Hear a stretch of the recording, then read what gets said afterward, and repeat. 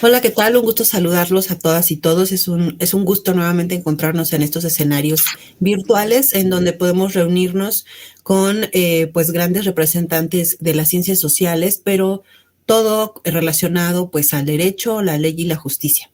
En esta ocasión, bueno, pues tenemos pues un invitado de gala, quien, bueno, pues nos va a compartir un tema bastante importante a nivel internacional sobre antropología y pues cómo la misma antropología se ha posicionado de una manera muy importante en la toma de decisiones legales. Voy a permitirme presentar al doctor José Iván Vargas Burguet. Él, bueno, pues es antropólogo, egresado de de la Universidad Nacional Trujillo y, bueno, cuenta con más de 16 años de experiencia en el ejercicio profesional, de los cuales 11 de ellos ha dedicado al campo de antropología forense, físico forense, y bueno, pues él cuenta también con una maestría en ciencia criminalística y es doctorante de la Facultad de Ciencias Humanas y Educación de la Universidad Peruana Unión. Cuentan con muchísimas especializaciones, capacitaciones y actualizaciones profesionales en la antropología física forense. Recordemos que esta especialidad, bueno, pues es algo muy puntualizado, muy específico que requiere pues estarse actualizando constantemente. Él también, bueno, pues es antropólogo de la universidad, fue antropólogo de la Universidad, de la Unidad Médico Legal de San Martín y bueno, pues en ella elaboró de informes periciales antropológicos forenses con más de 800 peritajes forenses que incluyen análisis somatológico facial y biomecánico. Ha sido docente de diversas instituciones también y bueno, pues es autor y coautor de libros y artículos académicos y científicos publicados en diversas depositorios y revistas indexadas. Para nosotros en el Instituto de Ciencias Psicojurídicas y Sociales, IPSIJUS, pues resulta un gran encuentro.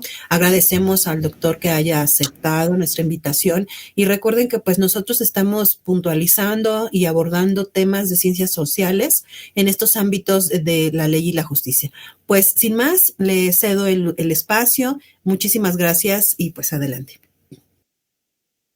Muchas gracias por la invitación, también por la deferencia y también un saludo a todos los que están participando en esta charla.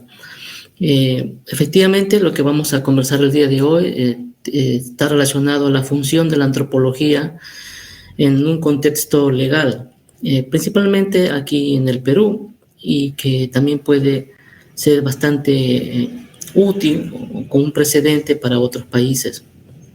La función de la antropología en el contexto legal está relacionada o asociada a las actividades forenses que realiza el antropólogo y que vamos a ir señalando paulatinamente. Existen cuatro aspectos o cuatro espacios importantes de intervención del antropólogo en el contexto peruano. Y estos espacios están relacionados, como ya mencioné, al ámbito forense, pero también vinculado al contexto legal. No lo podemos desvincular, justamente porque la participación del antropólogo es para contribuir a la administración correcta de la justicia, a partir de estos cuatro espacios que voy a mencionar. Uno de ellos está relacionado a las actividades de análisis de restos óseos, la cual tiene como objetivo la identificación y también la estimación del contexto de la muerte. Luego tenemos el espacio relacionado al análisis somatológico facial, que principalmente está relacionado a la identificación de personas que han sido captadas por videos o de cámara de vigilancia. Lo que se busca es identificar a la persona. Luego tenemos el análisis dactiloscópico, que es una actividad reciente en cuanto a la función antropológica, pero muy antigua en cuanto a su naturaleza y a su origen, y que tiene que ver básicamente con establecer la correspondencia de un individuo a partir del análisis de las huellas dactilares.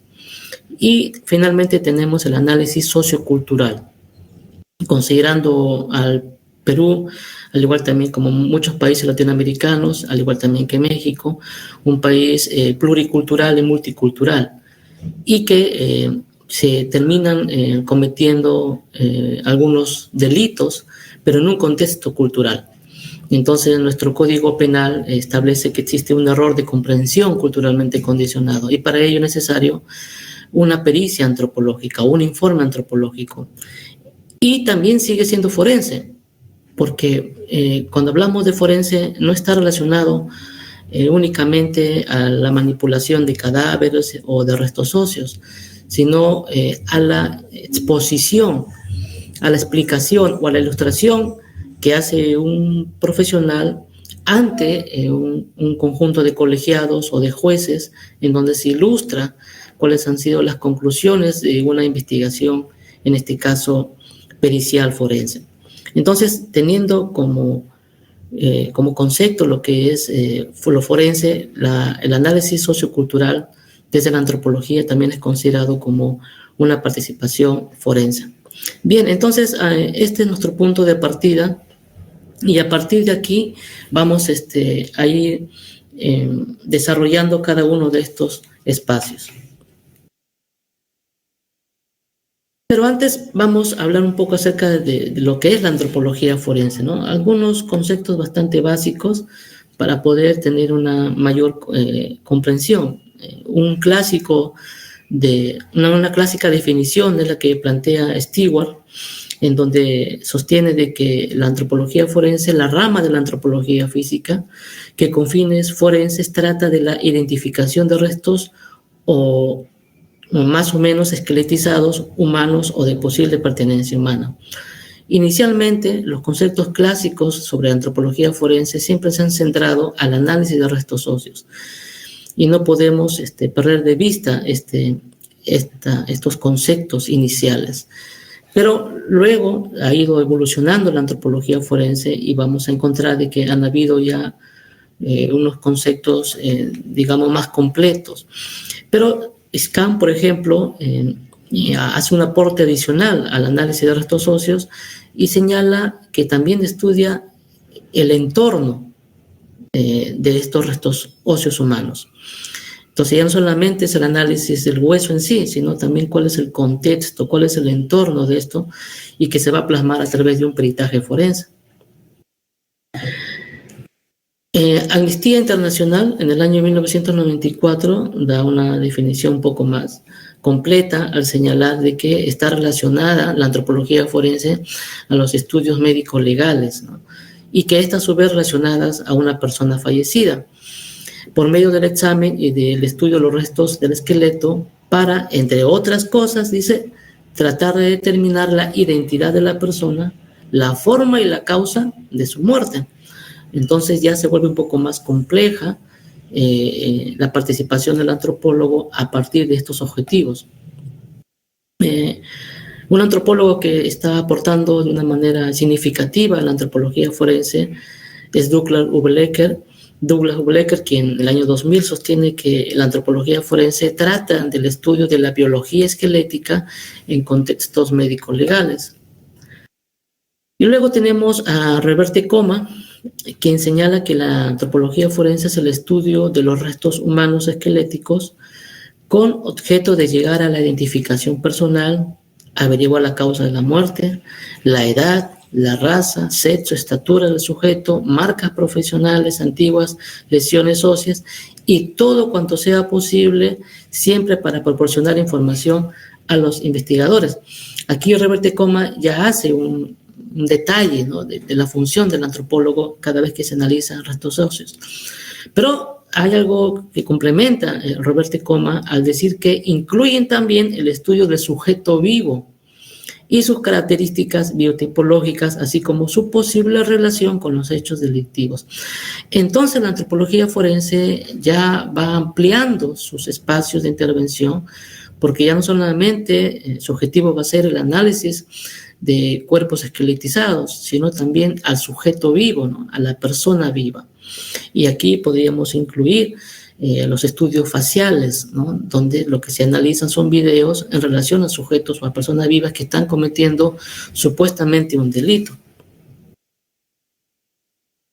Rodríguez Cuenca también hace un aporte importante sobre lo que es la antropología forense, y él sostiene que es una disciplina encargada de la exhumación, de la identificación de los restos óseos desaparecidos a través de un enfoque multidisciplinario, conjugando los aportes de la antropología biológica, ¿no? Dentro de ella se encuentra la somatología, la antropología dental, la dermatoglófica, o que ahora lo llamamos dactiloscopía, pero los conceptos como dermatografía es parte de los conceptos iniciales de la antropología en relación a los estudios de las huellas dactilares. La arqueología y otras disciplinas antropológicas como las sociales, por ejemplo, también, la forense, la medicina, etcétera. Todos ellos van a permitir, ¿no?, aunar el conocimiento para la aplicación de la antropología forense. Entonces, Rodríguez Cuenca presenta una definición más completa, mucho más amplia, producto justamente de la evolución del concepto de la antropología forense, y que esto va a partir también de la necesidad y de la casuística de cada realidad de cada país. Inclusive en cada país existen regiones que van a dar una diferencia respecto a la intervención de la antropología. Luego tenemos a Roberto Parra, que es un antropólogo peruano que también tiene aportes importantes, significativos, y que actualmente está conduciendo la antropología forense a partir de una asociación de la antropología peruana, ¿no?, en el contexto forense. Y Roberto Parra sostiene de que la antropología como ciencia forense se entiende como la disciplina que se nutre de los métodos y técnicas de la antropología sociocultural, la arqueología y la bioantropología, aplicados a los procesos fiscales y judiciales con fines legales y o humanitarios. Entonces, una importante definición de Roberto Parra, que sostiene que la antropología forense se nutre tanto de la antropología sociocultural, de la arqueología y de la bioantropología. Entonces, esto le da un rigor científico y objetivo importante a lo que es la antropología forense. ¿Cuáles son los antecedentes de la antropología, ¿no? ¿Cómo es que se inició? ¿Cómo es que se originó en el contexto forense? Vamos a ver un poco respecto a los antecedentes en Latinoamérica, ¿no?, de una manera breve. Primero vamos a definir lo que es la desaparición forzada, porque tiene mucha relación justamente con la participación de la antropología forense. Bien, la ONU entiende que una desaparición es forzada cuando una persona se la arresta, detiene o traslada contra su voluntad por agentes gubernamentales de cualquier sector o nivel, por grupos organizados o por particulares que actúan en nombre del gobierno o con su apoyo directo o indirecto, su autorización o su asentimiento, y que luego se niegan a revelar la suerte o el paradero de esas personas o a reconocer que están privadas de la libertad, sustrayéndolas así de la protección de la ley. ¿Por qué es importante señalar esto? Porque en estos países latinoamericanos principalmente han ocurrido este tipo de acciones, justamente por la participación de gobiernos militares o gobiernos dictatoriales, quienes cada vez que la población se ha manifestado en contra de sus políticas, muchos de ellos han sido desaparecidos, han sufrido una desaparición forzada. Pero cuando ya han llegado momentos en donde la democracia ha tenido su participación, era necesario poder buscar estos cuerpos, ¿no?, y a partir de la aplicación de diferentes métodos para la identificación y para la entrega del familiar. Recordemos que para muchas familias el duelo no termina mientras no se tenga el cuerpo.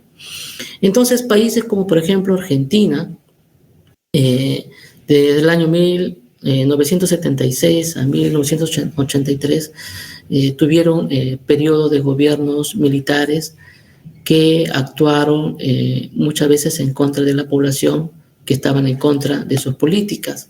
Tenemos también a Chile entre 1973 y 1988, ¿no? Con el gobierno de Pinochet, donde se formaron los escuadrones de la muerte y vieron personas desaparecidas. Uruguay también no fue ajeno a esta realidad. Luego tenemos a Brasil, que fue un periodo bastante largo de gobiernos dictatoriales. Paraguay también fue un gobierno también con una historia militarizada en cuanto a sus gobernantes, bastante significativa. Y el Perú también, entre el año 1968 y 1980, y luego del año 90 al año 2000, con el señor Alberto Fujimori. Todos estos países han cometido, o estos gobiernos en su momento cometieron desapariciones forzadas, ¿no? Y bueno, ya hay las estadísticas al respecto, ahí estoy dejando los enlaces para que ustedes puedan corroborar. Por ejemplo, en el caso de México, de acuerdo al Registro Nacional de Datos de Personas Entrevistadas o Desaparecidas, la cifra indica que hubieron 36.265 personas desaparecidas, ¿no? Una cifra bastante significativa, ¿no? Luego Colombia, de acuerdo al Observatorio de Memoria y Conflictos del Centro Nacional de Memoria Histórica, han existido o existen 82.998 personas desaparecidas. Y así sucesivamente, por ejemplo, en el caso peruano, de acuerdo a la Dirección General de la Búsqueda de Personas Desaparecidas del Ministerio de Justicia y Derechos Humanos, más de 20.000 personas desaparecidas, aunque la Comisión de la Verdad en sus inicios reportó una cifra de más de 60.000 personas desaparecidas. Lo que pasa es que hubo una duplicidad de los nombres cuando las personas eran entrevistadas y daban nombres de personas que ya habían sido registradas ya como personas desaparecidas. Entonces, el Ministerio de Justicia hizo un filtro y concluyó de que existen 20.000 personas desaparecidas. Y bueno, y cada país ha sufrido, de acuerdo a sus propios gobiernos sectoriales, personas desaparecidas. Entonces, es a partir de ahí, de la necesidad de que estas personas que fueron secuestradas, fueron desaparecidas, asesinadas, ya en los gobiernos democráticos correspondientes de cada país, era necesario poder hacer el proceso de exhumación para poder recuperar estos cuerpos y poder entregar, o bueno, hacer el análisis correspondiente, y aquí viene la antropología física forense, para identificar el cuerpo y luego para hacer un análisis de interpretación antropológica respecto a los mecanismos de fracturas, ¿no? O de lesiones que se causaron en esta persona y que ésta pueda tener algún tipo de vínculo con el contexto de la muerte, ¿no? Para finalmente poder entregar estos cuerpos a las personas familiares que han reclamado justicia, ¿no? Entonces han aparecido, como en Guatemala, diferentes equipos forenses, en Colombia también, y la antropología en estos contextos legales ha tenido una participación importante. Bueno, voy a hablar del Perú porque es la realidad que conozco más respecto a otros países, y el Perú no ha sido ajeno a esta situación. Entonces, los antecedentes de la antropología forense en el caso peruano tiene dos vertientes. Una, que está relacionada al conflicto interno, que ya mencioné, que también sucedió en diferentes países latinoamericanos y que no debemos de olvidar cuál ha sido, digamos, la participación inicial de la antropología forense, básicamente el análisis de restos óseos. Y en el contexto peruano, que se inició del año 1980 al año 2000, este conflicto interno, y que posteriormente ha sido necesario poder tener una intervención activa por parte del antropólogo, y que actualmente existen equipos forenses por parte del Estado que continúan, porque aún no se termina este proceso de recuperación y de análisis de los restos óseos. Y luego tenemos otro escenario que es a partir de la implementación del nuevo Código Procesal Penal que se dio en el año 2004, en donde, además de las actividades de análisis de restos óseos, amplía los espacios para que la antropología pueda intervenir en otros tipos de estudios o de análisis que vamos a ver a continuación. Entonces, estas dos vertientes vendrían a ser los antecedentes iniciales de la antropología forense en el caso peruano. Para recordar nada más las cifras, los indicadores de este conflicto en el caso peruano, donde podemos ver de que entre el año 1980 al año 84, 85, fue el pico más alto, ¿no?, de las personas que fueron desaparecidas en este contexto peruano.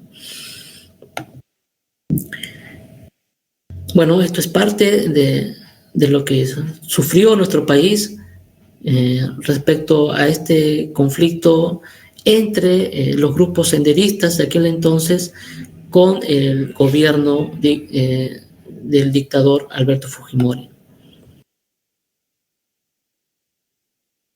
en donde hubieron masacres, secuestros y un caso por la cual está siendo juzgado el señor Fujimori es justamente por la desaparición de 9 estudiantes de la Universidad de La Cantuta con un profesor, ¿no?, quienes fueron secuestrados de sus habitaciones porque ellos residían dentro de la universidad y fueron retirados de ahí, fueron llevados a un lugar, los asesinaron y luego los llevaron a otro lugar en Cieneguilla para ser quemados. Entonces, este fue un episodio bastante triste en nuestro país y que, por supuesto, las familiares reclamaron respecto a esto. Y aquí intervienen los primeros antropólogos que, si bien es cierto, no estaban ejerciendo funciones forenses porque trabajaban en lo que se conoce en nuestro país como el Instituto Nacional de Cultura. Pero a partir de su conocimiento, ¿no?, ellos fueron invitados para que puedan participar en estas diligencias porque aparentemente habían encontrado algunos cuerpos. Y fueron así que 2 antropólogas comenzaron a realizar el estudio de estos restos óseos y que lograron con la identificación de estos jóvenes estudiantes que habían sido desaparecidos. Entonces, estos fueron los inicios de la antropología, o han sido los inicios de la antropología forense en el contexto peruano. Ya más adelante, en el año 2003, se formó lo que se conoce el equipo forense especializado, o el EFE, que es un equipo multidisciplinario, donde existen médicos, biólogos, antropólogos, genetistas, para el proceso de intervención, desde el inicio hasta el final, ¿no?, desde el momento, inclusive del diagnóstico sociocultural que se conoce como la participación del antropólogo social, porque hace una investigación forense preliminar, se constituye al lugar. Recordemos que han pasado ya más de 20, 30 años, entonces hay mucha gente que ya falleció, que han sido familiares de estas personas desaparecidas. Ya el clima también ha modificado mucho de estos entierros clandestinos. Entonces es necesario hacer una investigación preliminar y aquí intervienen los antropólogos sociales para que hagan trabajos de entrevistas, para que hagan un levantamiento de registros, de documentos en los municipios, en los hospitales, etcétera, para poder tener una información mucho más objetiva y posteriormente ya el equipo de antropólogos forenses puedan intervenir en los lugares y realizar las exhumaciones correspondientes, ¿no?, para posteriormente, a través de una cadena de custodia, llevarlo al laboratorio y ahí los analistas, antropólogos físicos, poder hacer el estudio ya correspondiente propiamente del hueso. Entonces, este equipo forense especializado cumple una función muy importante en nuestro país, que continúa todavía con la labor de la identificación de estas personas, ¿no?, desaparecidas.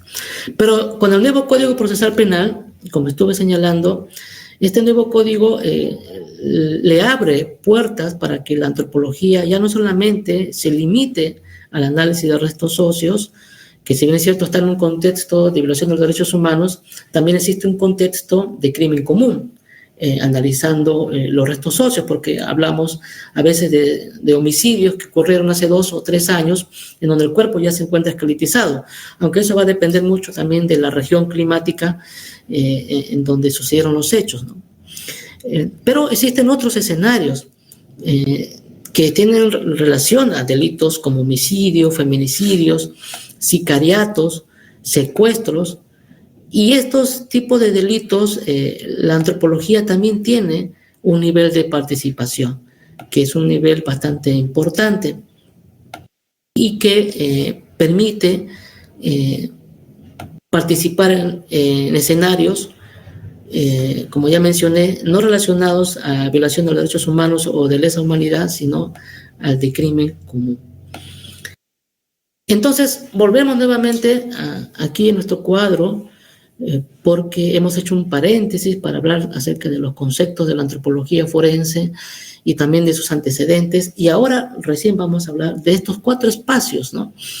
Que producto ya sea de la intervención inicial de la antropología forense a partir del contexto de violación de los derechos humanos o del contexto de la implementación del nuevo Código Procesal Penal, existen 4 espacios bien definidos actualmente en el Perú de intervención antropológica para contribuir a los contextos legales. Entonces, habíamos mencionado el análisis de restos óseos, y aquí específicamente en un escenario de crimen común. Entonces, de homicidios o delitos que ocurrieron hace un año o 2 años atrás, y que es necesario la participación del antropólogo. En las zonas cálidas, como por ejemplo la región de San Martín, los cuerpos se descomponen en menos tiempo, ¿no? La bibliografía puede señalar entre 1 año hacia adelante, pero ha habido casos en donde hemos encontrado cuerpos esqueletizados a partir de los 6 meses, y eso por diferentes factores, ¿no? Ya sea uno por el clima y también por animales necrófagos, ¿no? Que aceleran el proceso de putrefacción. Entonces, la participación del antropólogo es activa en este tipo de escenarios. El conocimiento, los métodos van a ser los mismos, tanto para los contextos de violación de los derechos humanos y también para el contexto de crimen común en cuanto al análisis de restos óseos. Y para ello es importante que el antropólogo conozca los métodos ya estandarizados para poder establecer la edad, en este caso por la imagen en que se está presentando, tanto la superficie auricular como de la sínfisis púbica, ¿no? Los métodos correspondientes. También incluye la reconstrucción de los restos óseos cada vez que estos han sido destruidos en un contexto, puede ser perimortem o postmortem, pero también contribuye en la interpretación antropológica respecto al traumatismo óseo, ¿no? Que pueda estar vinculado al contexto de la muerte. No estamos diciendo de que esto generó la muerte, porque finalmente es el médico quien es el que establece cuál fue la causa de la muerte. Pero el antropólogo, de acuerdo al protocolo de Minnesota del año 2016, puede contribuir, ¿no?, al contexto, ¿no? Su aporte acerca a conocer la posible causa de la muerte. Entonces, para ello vamos a encontrar escenarios de traumatismos óseos ocasionados por un PAF, por un proyectil de arma de fuego, o por un objeto cortante, o por un objeto contundente, o por un objeto corto contundente, o por explosivos. Entonces existen diferentes mecanismos de producción de fracturas, y eso el antropólogo forense tiene que conocer, ¿no? Cuáles son la relación entre los instrumentos y el hueso mismo en sí, como también los defectos que puede dejar este objeto sobre el hueso. Aquí tenemos, por ejemplo, una imagen de un hueso en su parte interna, donde corresponde o está asociado a un proyectil de arma de fuego. Tenemos aquí el orificio de salida. En la antropología, la interpretación de los PAF es muy diferente a lo que realiza el médico. La parte externa vendría a ser el primer impacto, y dentro de ese mismo hueso, la parte interna por donde sale el proyectil sería la parte por el orificio de salida, ¿no? Bueno, aquí tenemos otra imagen en un contexto de un objeto contundente sobre una superficie craneal, ¿no? Y bueno, entonces, asimismo también hacemos uso de algunos software que nos permite poder recrear cómo pudieron haber sido los hechos para poder ilustrar, en este caso, a los jueces o a los fiscales para un mejor entendimiento.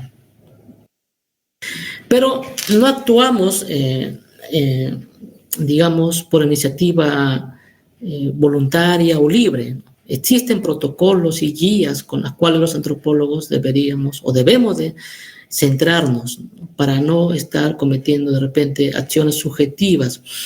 Y existen protocolos por los cuales nosotros, en el caso del contexto de arrestos óseos, nos basamos, ¿no? Por ejemplo, tenemos el protocolo de Minnesota del año de 1991, que luego en el año 2016 fue revisado y hubieron varias modificaciones.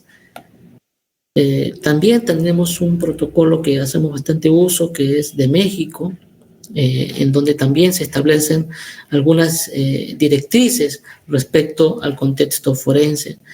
Luego tenemos la Guía Latinoamericana de Buenas Prácticas de la LAF, que es la Asociación Latinoamericana de Antropología Forense.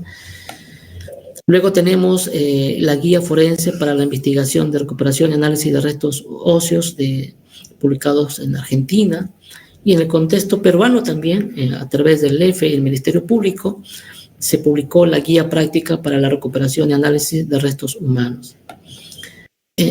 Entonces, esta literatura, esta bibliografía es importante conocerla porque le va a dar fundamento normativo a nuestras actividades. Esta misma bibliografía va a ser compartida con los participantes porque ya se ha facilitado a la institución que está organizando este evento para que pueda ser facilitado. Ahora pasamos a otro escenario que tiene que ver con la participación del antropólogo forense en un contexto legal a partir del análisis somatológico facial. Esto está relacionado a la identificación de una persona que ha sido captada por un video de vigilancia y que la autoridad fiscal o judicial necesita saber si estamos hablando de la misma persona o no es la misma persona. Y para ello, la participación del antropólogo en estos últimos años ha sido significativa en cuanto a este tipo de intervenciones. Existen diferentes métodos en cuanto a la identificación facial forense, ¿no? Tenemos el reconocimiento facial automático, que es lo que usan generalmente los efectivos de la policía. Tenemos la superposición de imágenes también, que es un método bastante importante, o el método fotocráneo, ¿no?, o fotoantropométrico. Cada uno de estos métodos en diferentes países se utiliza con sus ventajas y desventajas, pero en el contexto peruano se está utilizando con una mayor significancia el método de comparación morfológica, porque compara rasgo con rasgo, ¿no?, o lo que también conocemos como el método morfocomparativo. Entonces, los informes periciales antropológicos en relación a este tipo de análisis parte de la utilización de este método morfocomparativo. Como ya había señalado, lo que se busca aquí es analizar rasgo por rasgo, y para ello necesitamos conocer cuáles son las características faciales respecto a una persona, ¿no?, los tipos de cejas, los tipos de nariz, de ojos, de boca, inclusive del pabellón auricular, de la cual existen diferentes estudios aquí en nuestro país, en el Perú, respecto al pabellón auricular, ¿no?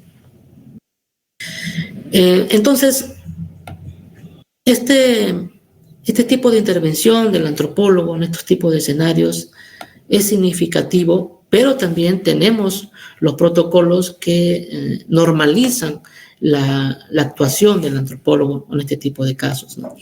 Y para ello tenemos principalmente dos normas. Uno que tiene que ver con el Ministerio Público, que es la Guía de Identificación Facial y Somatológica, que es una guía interna, si bien es cierto, pero que sirve de referencia para los antropólogos que no se encuentran en el Ministerio Público, pero que realizan este tipo de prácticas. Y luego se encuentra la Guía Latinoamericana para el Peritaje Antropológico Forense o utilizando el método morfocomparativo. Es una guía publicada por la FOTSI, que es una guía internacional, que es una guía bastante precisa en cuanto a los indicadores que hay que analizar. Entonces, este tipo de protocolos forman parte del contexto normativo que permite intervenir, en el caso peruano, a los antropólogos en este tipo de análisis. Existen otras publicaciones también, en el caso peruano, como este libro Antropología Física Forense, de la cual mi persona es el autor, y en el capítulo 3, Desarrollo, ¿no? Cuáles son, de una manera general, para los que recién quieren empezar a este tipo de prácticas, a conocer, ¿no? Las bases generales, básicas, respecto al método morfocomparativo para el análisis somatológico facial. Y luego existen diferentes publicaciones en inglés respecto a la validación del método morfocomparativo, porque es necesario que los métodos sean validados.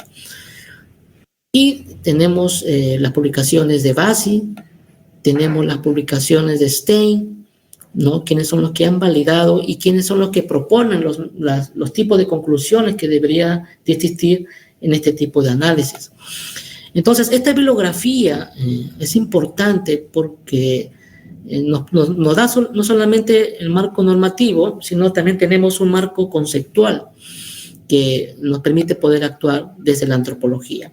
Esta bibliografía también va a ser compartida con los participantes cada vez que quieran profundizar en este tipo de análisis. Luego tenemos un tercer análisis o un espacio importante para el antropólogo, que es el análisis dactiloscópico, que lo que busca es principalmente poder identificar a una persona a partir del análisis de sus impresiones dactilares.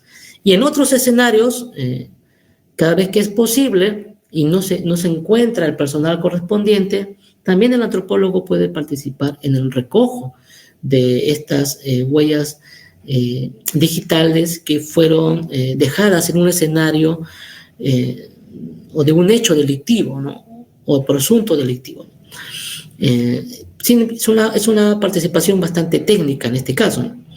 Algunos antropólogos no lo hacen, pero tampoco es tan difícil de poder aprenderlo y de practicarlo. Pero la participación del antropólogo básicamente está en el análisis de entre una huella dactilar y la otra huella dactilar con fines de identificación.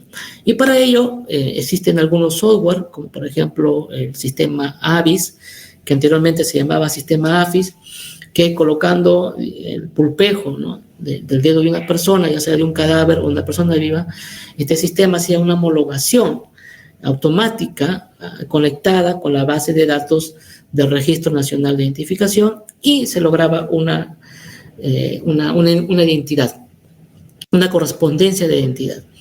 Pero cuando no existen estos software, en algunas zonas, por ejemplo, de nuestro país, que tiene ciertas limitaciones, el trabajo hay que hacerlo manualmente o mecánicamente. Y para ello es necesario que el antropólogo conozca cuáles son los métodos para poder analizar una huella dactilar con una impresión dactilar, ¿no?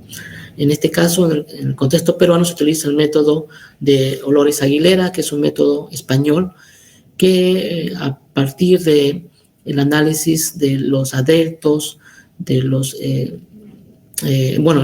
se dividen en tres partes, ¿no? Tiene que ver con las características primarias, secundarias y terciarias, y también con el análisis de las minucias, que vienen a ser los puntos característicos.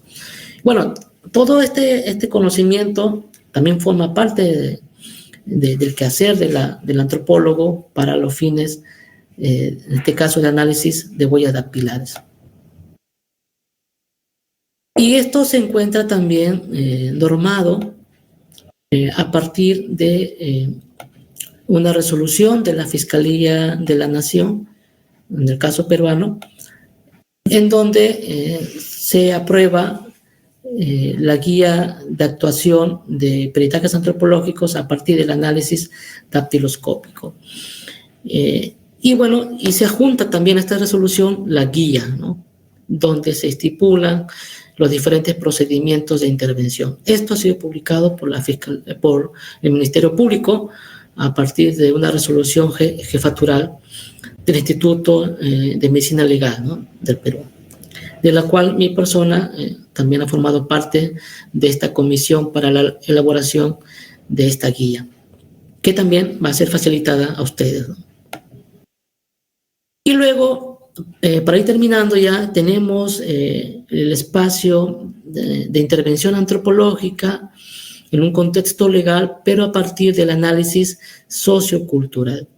Inicialmente les había comentado de que existen poblaciones o sociedades que tienen alguna práctica en particular que, sin embargo, para nuestro Código Penal es considerado como un delito.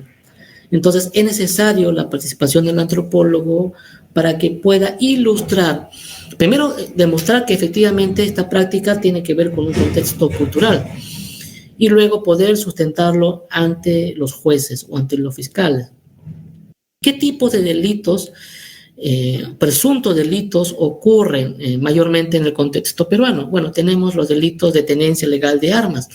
Esto ocurre en las zonas selváticas principalmente, o en las zonas amazónicas, en donde las personas se alimentan de los animales de monte, como el majás, el añuje, el sajino, el picuro, entre otros, que forman parte de su dieta alimenticia, pero también forma parte de su economía familiar, porque parte de esta carne se ofrece en los mercados y se vende. Pero para cazar a estos animales utilizan ellos escopetas principalmente, o retrocargas. Estas escopetas, muchas de ellas han sido heredadas.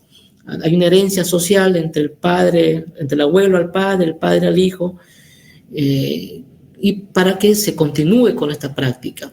En otros casos, algunos pobladores alquilan estas escopetas y compran las municiones en las bodegas. Entonces, parece que estuviese normalizado.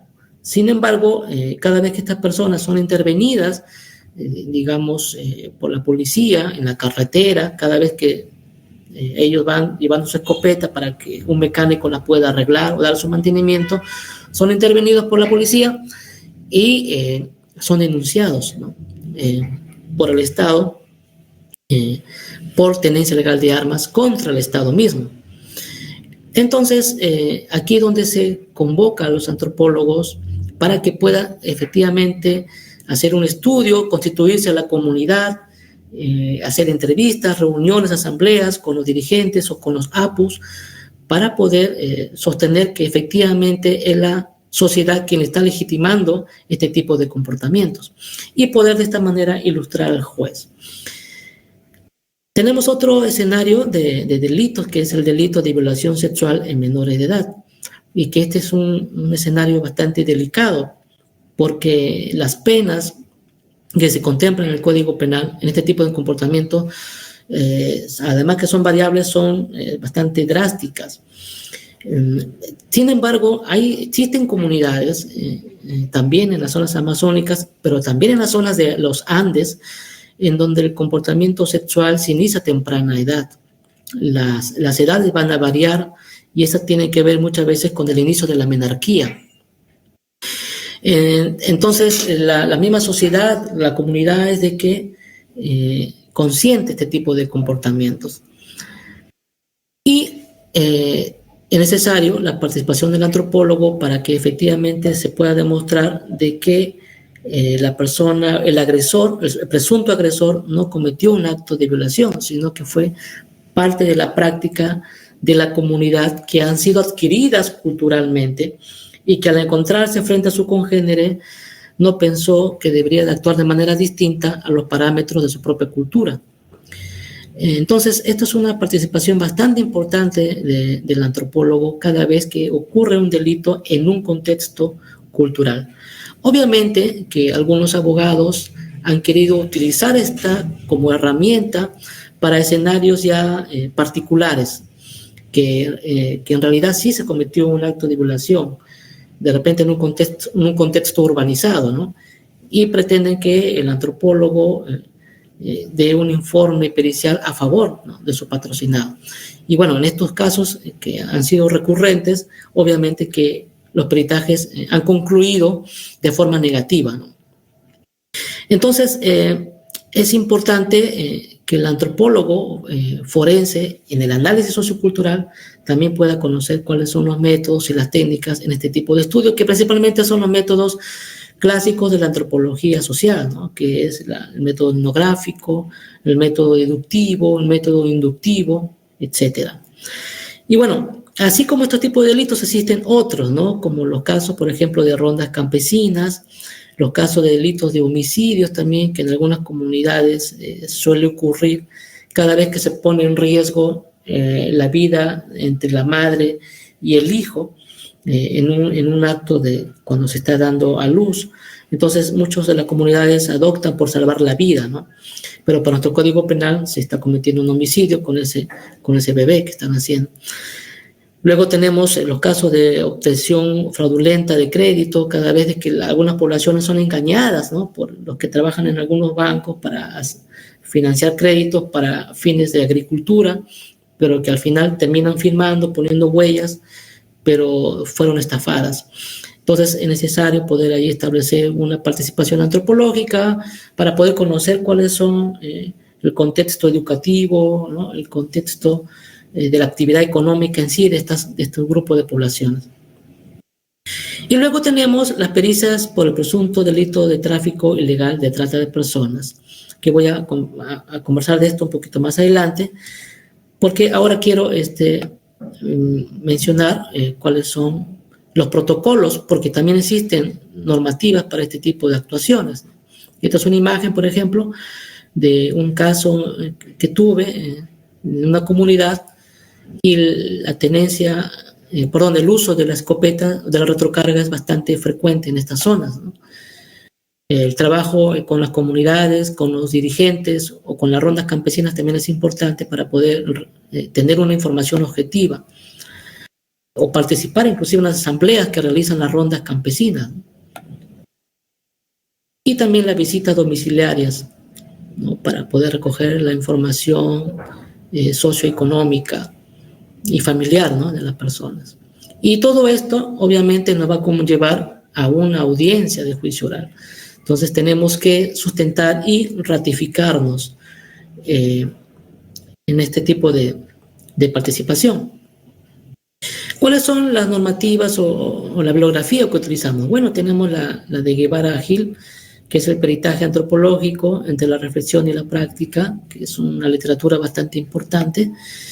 Y luego tenemos el quinto plenario de la Corte Suprema, que en el año 2015 sostuvo de que cada vez que existe un delito en un contexto cultural en relación al comportamiento sexual, es necesario que el fiscal solicite un peritaje antropológico. Entonces está normado que el antropólogo participe en este tipo de contextos. Y luego también tenemos, en el año 2009, salió un plenario de la Corte Suprema respecto a cómo se tiene que intervenir antropológicamente en los contextos de las rondas campesinas.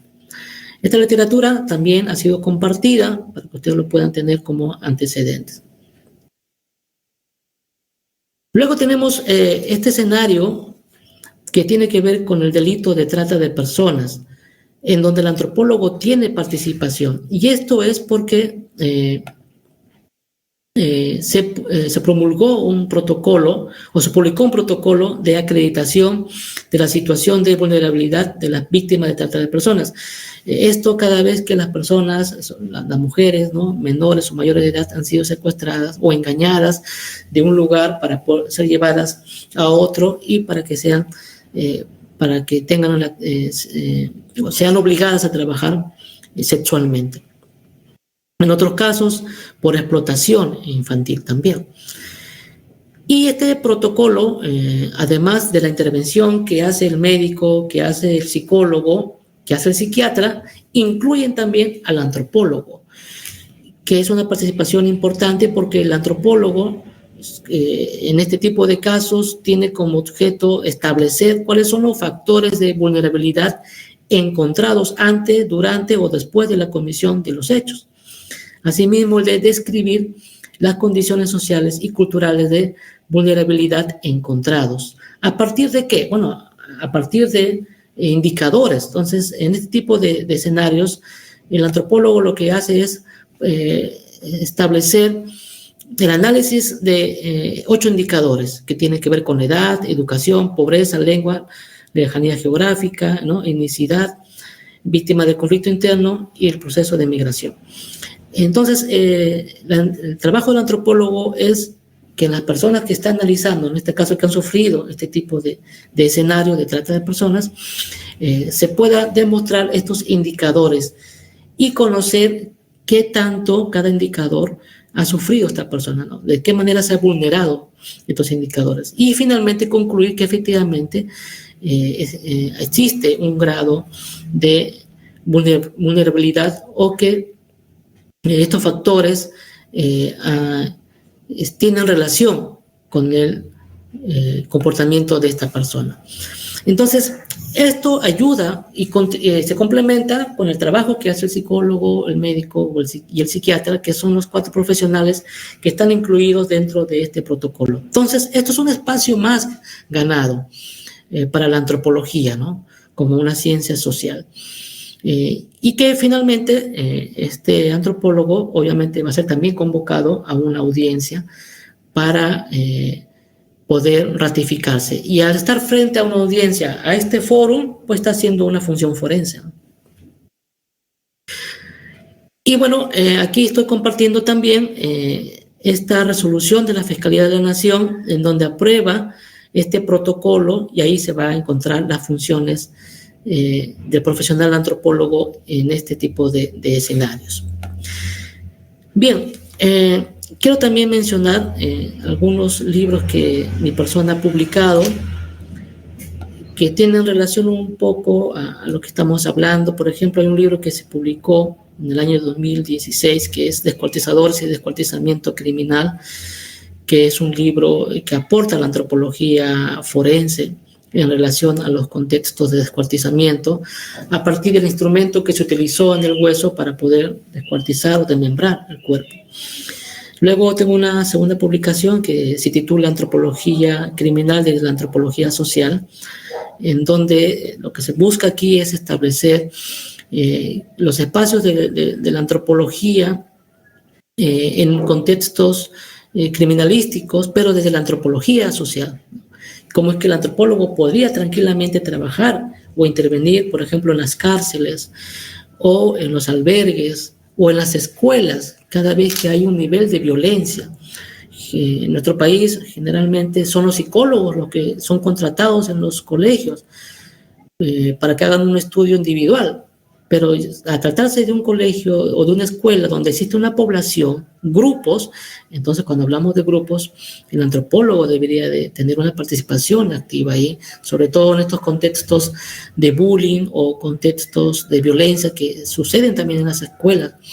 Sin embargo, no existe ninguna norma en nuestro país que permita este tipo de participación. Entonces, con este libro estamos de alguna otra manera llamando la atención de que el antropólogo de la antropología social puede tener este tipo de participaciones.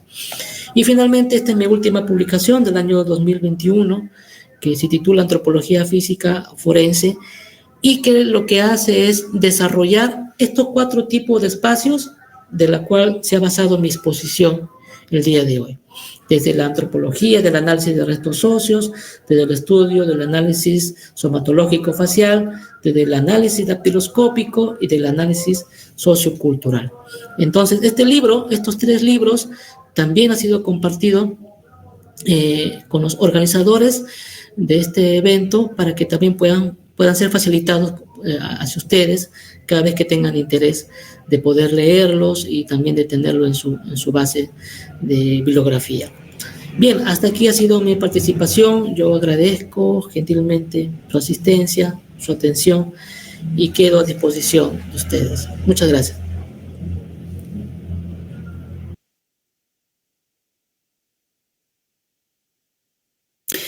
Muchísimas gracias, maestro Iván. Ha sido un honor escucharle y aprender pues de su experiencia. Cabe mencionar que en México pues tenemos un serio problema de desaparición de personas y nuestros equipos de ciencias forenses en diversas ocasiones se apoyan de otras instituciones más, por ejemplo, del equipo argentino de antropología, de Perú, de muchos más.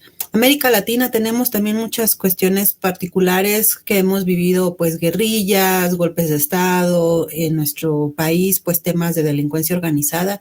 Y este es un tema que desafortunadamente cada día se requiere más profesionalización de personas, de profesionistas que se dediquen a estos temas, porque pues continúa la desaparición forzada, la trata de personas, feminicidios, entre muchos más, que se requiere pues precisamente esta mirada profesional e integral. Pues agradecemos mucho al maestro Iván que sea el primero de muchos trabajos en conjunto y bueno, pues recordarles que esta charla queda de forma permanente en nuestro canal de Ipsijus. Para quienes deseen una constancia de participación, pues comentarles que tiene una pequeña cuota de recuperación. Si desean adquirirla, bueno, por favor escríbanos, mándanos un mensajito vía WhatsApp al teléfono 5621 39 7905, en el cual pues les vamos a indicar cuál es el proceso para adquirirla. Y bueno, esperamos próximamente tener al maestro Iván en algún curso taller más especializado y que pues profundicemos más en esta temática. Muchísimas gracias, maestro. Ha sido un gusto escucharlo. Gracias a ustedes.